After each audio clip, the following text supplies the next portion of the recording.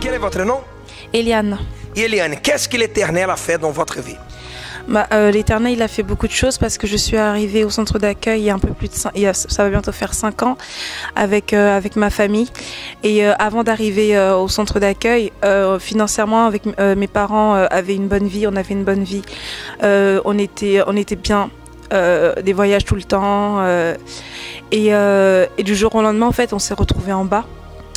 Parce que mon père, il avait une société dans le bâtiment et les problèmes ont commencé à s'accumuler par rapport à son associé.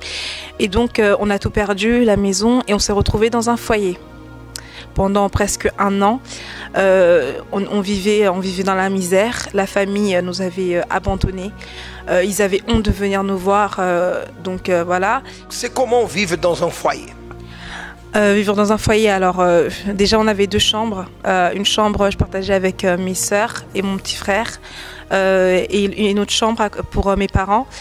C'est très difficile parce que en fait on n'a pas vraiment d'intimité parce que on partage tout, la cuisine, on a des horaires pour rentrer à respecter et c'est vrai que c'est une vie d'humiliation parce que les gens quand ils nous voient dans la rue s'imaginent pas forcément qu'on habite dans un foyer, mais quand on rentre chez soi, on voit qu'on n'est pas chez soi. C'est un lieu de misère, de pauvreté, c'est quelque chose on ne souhaite pas à une personne d'arriver à ce point-là.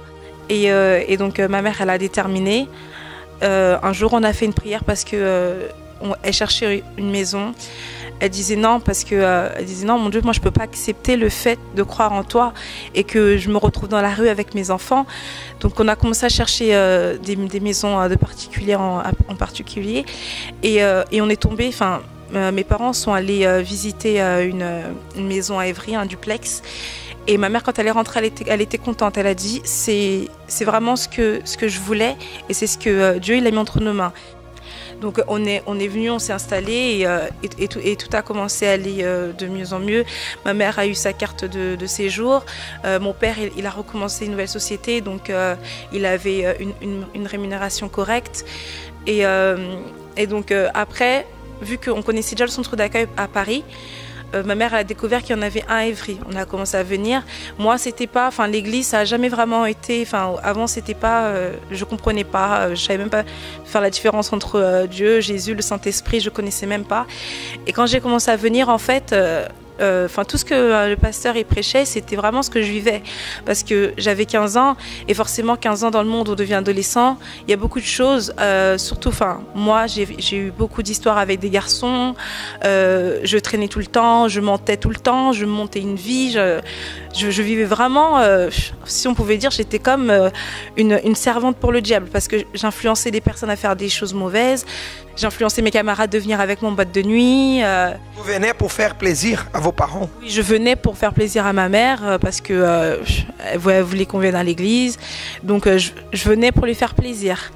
Et au niveau des études, c'était une catastrophe parce que toute ma scolarité, j'ai souvent fait partie des élèves qui arrivent toujours avec 10 de moyenne, mais pas plus. Et donc mes parents comprenaient pas pourquoi j'arrivais pas. Pourtant avant, quand j'étais petite, j'étais première de la classe. Pourquoi maintenant, arrivé au collège, j'ai que des mauvaises notes. Et moi à l'école c'était la fête, j'allais, je faisais rien, je faisais pas mes devoirs, je révisais pas et je pensais que les bonnes notes allaient tomber du ciel. Le pasteur il annonçait la campagne, j'ai dit bon, j'ai rien à perdre, je vais faire la campagne. J'ai commencé à écouter vraiment la parole et là je me suis vraiment rendu compte que c'était que ce que je faisais dans le monde c'était pas correct devant Dieu parce que je pouvais pas mener une double vie. À l'extérieur être une personne et venir à l'église être une autre personne. Donc j'ai décidé de changer de vie. Et comment s'est passée votre délivrance? Le vendredi contrairement à certaines personnes, moi je manifestais, mais c'était pas une manifestation avec des cris, avec de la violence. Moi, c'était souvent des maux de tête, donc après je tombais. Et après, quand j'ai déterminé ma délivrance, parce que je me suis dit, je peux pas continuer comme ça. Et donc j'ai eu ma délivrance. Vous avez pris une décision de ne plus avoir cette vie double. Oui. Un pied à l'église, un pied dans l'extérieur. Oui, j'ai décidé de changer de vie et de me donner à Dieu. Et donc, en venant à l'église fréquemment, en participant au groupe jeune, j'ai commencé à connaître Dieu.